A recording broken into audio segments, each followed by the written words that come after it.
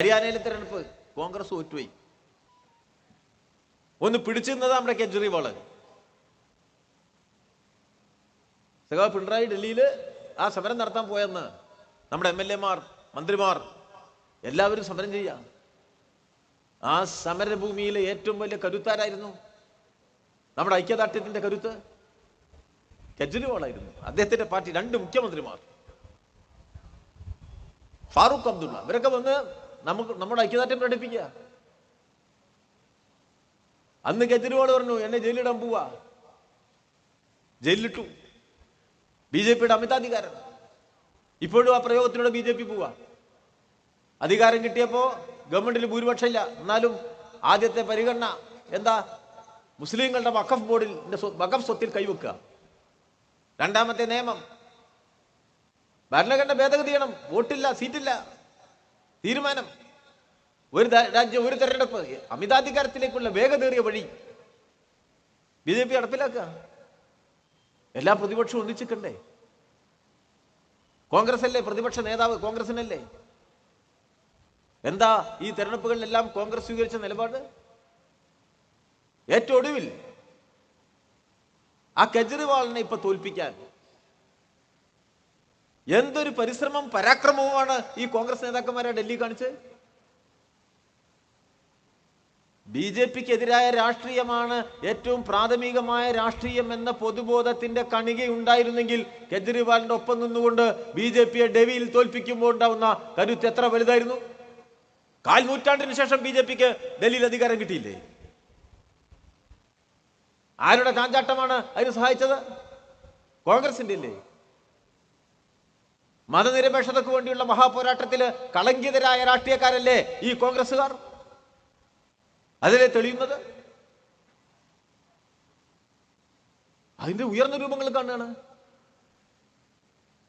തീവ്ര ഹിന്ദുത്വം അതിന്റെ എല്ലാ നിശംസതയുമായി ന്യൂനപക്ഷങ്ങളെ കടന്നാക്രമിച്ച് രാജ്യത്ത് ചേരിതിരിവുണ്ടാക്കുമ്പോൾ, അതിലൂടെ രാഷ്ട്രീയ ലാഭം ഉണ്ടാക്കുമ്പോൾ, അതിലൂടെ ഭരണവർഗ താല്പര്യങ്ങൾ സംരക്ഷിക്കുമ്പോൾ, നമ്മുടെ സമൂഹത്തിൽ അതുണ്ടാക്കുന്ന ആപത്തിന്റെ ഗൗരവം നമ്മളെപ്പോലുള്ള കമ്മ്യൂണിസ്റ്റ് പാർട്ടി നന്നായി തിരിച്ചറിഞ്ഞ് പ്രവർത്തിക്കുമ്പോൾ അതിന്റെ ആപത്ത് ഒട്ടും തിരിച്ചറിയുന്നില്ല. അതിന്റെ കൂടെ ന്യൂനപക്ഷത്തിനകത്ത് നടത്തുന്ന വർഗീയ പരിശ്രമങ്ങളെ പരിപൂർണമായി പിന്തുണക്കുന്നു കേരളത്തിലെ കോൺഗ്രസുകാർ. നമ്മൾ കാണില്ലേ? ഇടതുപക്ഷത്തെ തോൽപ്പിക്കാൻ സ്ഥിരമായി കേരളത്തെ ശക്തിപ്പെടുത്തി, ന്യൂനപക്ഷ വർഗീയതയെ ശക്തിപ്പെടുത്തുക എന്ന ജോലി നടക്കുകയാണ്.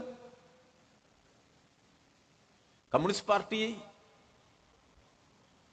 ന്യൂനപക്ഷ താല്പര്യങ്ങളെ എല്ലാ കാലത്തും ഉയർത്തിപ്പിടിക്കുന്ന പാർട്ടിയാണ്. വർഗപരമായ സമീപനമാണ്. ന്യൂനപക്ഷത്തിന് നേരെ ഭൂരിപക്ഷ ഹിന്ദുത്വം നടത്തുന്ന കടന്നാക്രമണങ്ങളെ പ്രതിരോധിക്കൽ ഞങ്ങളുടെ രാഷ്ട്രീയ പ്രവർത്തനത്തിന്റെ ഭാഗമാണ് എന്ന നിലയിലാണ് കമ്മ്യൂണിസ്റ്റുകാർ പ്രവർത്തിക്കുന്നത്.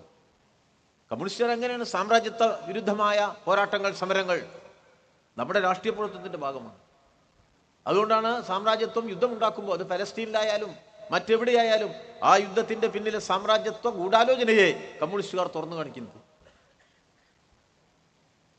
കൃത്യമായ നിലപാടാണ്. ന്യൂനപക്ഷത്തോട് കമ്മ്യൂണിസ്റ്റ് പാർട്ടിയുടെ നിലപാടും ആ നിലയിൽ തന്നെയാണ്. അതിന്റെ അർത്ഥം ഈ ചെലവിൽ ഭൂരിപക്ഷ വർഗീയത ഉണ്ടാക്കി അങ്ങ് മുന്നോട്ട് പോവുക എന്നത് ഒരു മൗലിക അവകാശമാണ് എന്നുള്ള നിലയ്ക്ക് തീവ്ര വർഗീയ ശക്തികൾ, അതിനകത്തുള്ള മുസ്ലിം സമുദായത്തിനകത്തുള്ള തീവ്ര വർഗീയ ശക്തികൾ മുന്നോട്ട് വന്നാൽ അതിനോട് കീഴടങ്ങുന്ന സമീപനം കമ്മ്യൂണിസ്റ്റുകാർക്കില്ല എന്ന കാര്യത്തിൽ ആർക്കും സംശയമുണ്ടാവേണ്ടതില്ല.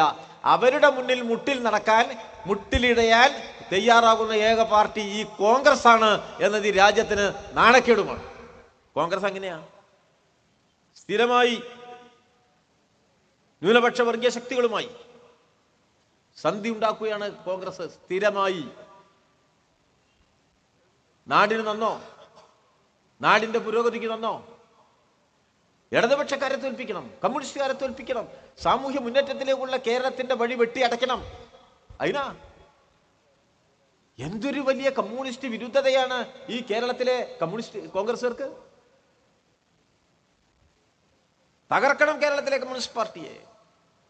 1960 തുടങ്ങിയതാ. എല്ലാ മതജാതീയ ശക്തിക്കും മുന്നിൽ കീഴ്പ്പെട്ട് കേരളത്തിന്റെ മണ്ണിൽ കമ്മ്യൂണിസ്റ്റ് പാർട്ടി ഇല്ലാതാക്കാൻ വേണ്ടിയുള്ള പരിശ്രമം 959 വിമോചന സമരം മുതൽ തുടങ്ങിയതാ.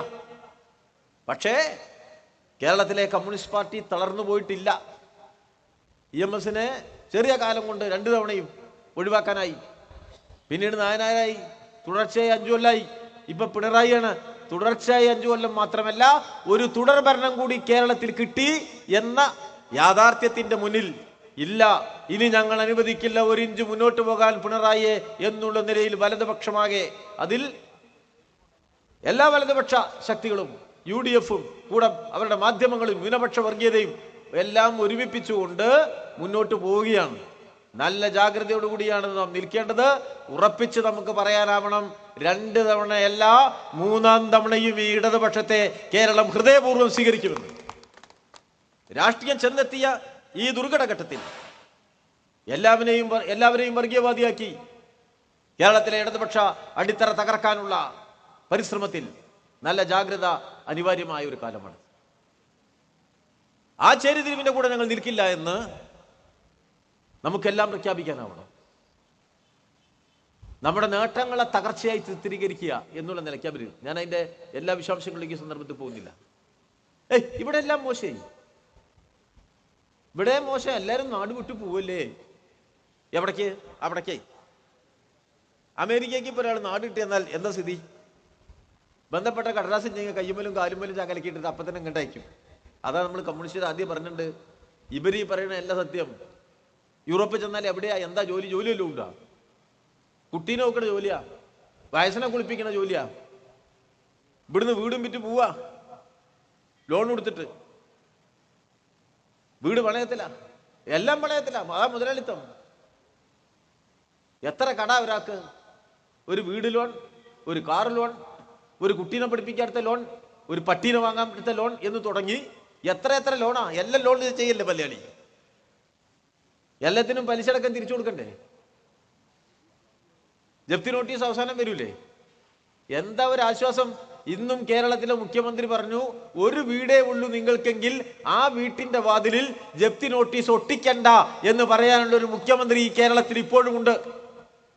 ആ മുഖ്യമന്ത്രിയെ തകർക്കാനാ, ആ ഇടതുപക്ഷത്തെ ഇല്ലാതാക്കാനാ വലിയ ഗൂഢാലോചന. നല്ല ജാഗ്രത നമുക്ക് വേണ്ട ഒരു സന്ദർഭമാണിത്. കരുത്തുറ്റ കമ്മ്യൂണിസ്റ്റ് പാർട്ടിയെ രൂപീകരിച്ചെടുക്കണം നമുക്ക്. സാധാരണക്കാരനായ മനുഷ്യനാണ് ഏറ്റവും വലിയ നഷ്ടമുണ്ടാവുക എന്ന തിരിച്ചറിവ് അവരിൽ എത്തിക്കണം നമുക്ക്. പാവപ്പെട്ടവനെ പോലും തെറ്റിദ്ധരിപ്പിക്കാനാണ് ബോധപൂർവ്വം ഈ മാധ്യമങ്ങൾ പ്രവർത്തിച്ചുകൊണ്ടിരിക്കുന്നത്. പാവപ്പെട്ടവനെ തെറ്റിദ്ധരിപ്പിക്കുക, അവന്റെ രാഷ്ട്രീയ ബോധത്തെ, പൊതുബോധത്തെ തകർക്കുക. കാരണം ഇത് പുതിയ കാലമാണ്.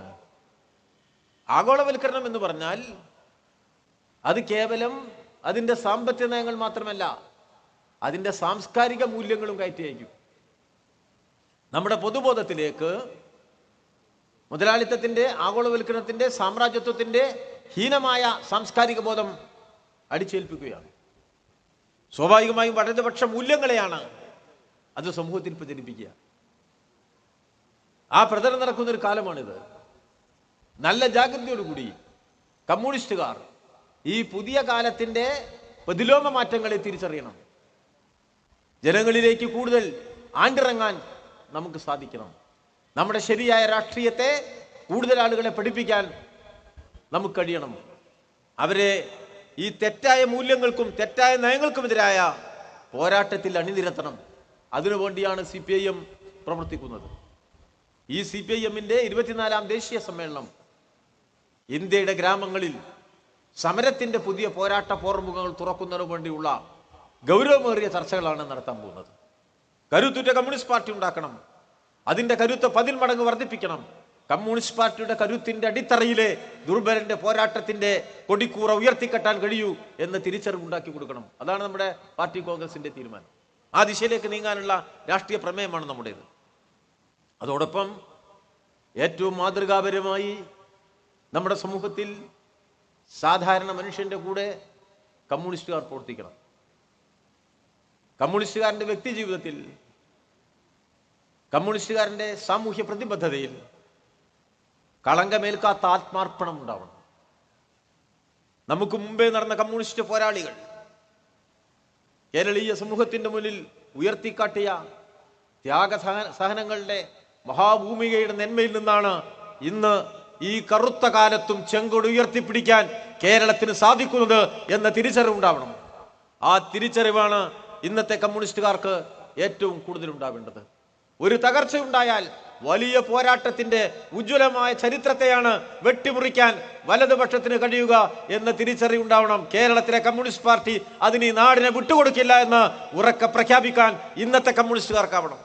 ആ ദിശയിലേക്ക് നമ്മുടെ കമ്മ്യൂണിസ്റ്റ് പാർട്ടിയെ വളർത്താൻ, അതിന്റെ ബഹുജന പോരാട്ടങ്ങളെ ശക്തിപ്പെടുത്താൻ, ബഹുജനങ്ങൾക്കിടയിൽ നന്മയുടെ വൻമരമായി ചെങ്കൊടി ഉയർത്തിപ്പിടിച്ച് 10,000-കണക്കിന് മനുഷ്യർ നിസ്വാർത്ഥമായി പ്രവർത്തിച്ചുകൊണ്ട് വലതുപക്ഷം നിലയുറപ്പിച്ച ഇന്ത്യയെ തിരുത്തി മാറ്റി ദേശീയ സ്വാതന്ത്ര്യ സമര പൈതൃകങ്ങളുമായി സോഷ്യലിസത്തിന്റെ രാജവഴിയെ കൂട്ടിച്ചേർത്ത് സാമൂഹ്യ തുല്യതയുടെ പുതിയ ഇന്ത്യ ഉണ്ടാക്കാനാണ് ഈ ചെങ്കൊടി എന്ന് മനുഷ്യരെ പഠിപ്പിക്കാനുള്ള ഉജ്ജ്വലമായ ഉത്തരവാദിത്വമുണ്ട് കമ്മ്യൂണിസ്റ്റ് പാർട്ടിക്ക്.